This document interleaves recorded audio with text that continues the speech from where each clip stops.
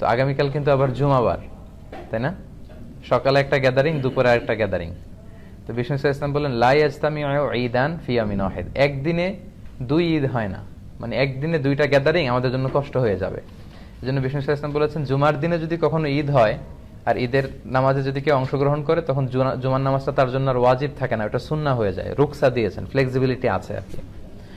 Let's say আগামীকাল সকাল 7টায়, এই 7টার সময় সকালে 8-10 হাজার মানুষ এখানে অ্যাসেম্বলি করবে, এটা কি অন্য কোনো দিন সম্ভব ছিল? ঈদের কারণে সব স্কেডিউল আকপিস করে সবাই এখানে জড়ো হবে। আবার ঠিক দুপুর 12টায় এই 10-15 হাজার লোক আবার একত্রিত হওয়াটা কিন্তু আসলেই অনেকের শিডিউলের সাথে কষ্টকর। এজন্য বিশ্বনবী এখানে ছাড় দিয়েছেন যে ঈদের সালাতে কেউ অংশগ্রহণ করলে ফামান আরাদা ইয়াতি ফালিয়াতি ওমান আরাদা ইয়াতাখাল্লাফ ফালিয়াতাখাল্লাফ। সাহাবারাও যখন ঈদের জুমার দিনে ঈদ পেতেন, তারা ঈদের নামাজের পরে এই ঘোষণাটা দিতেন।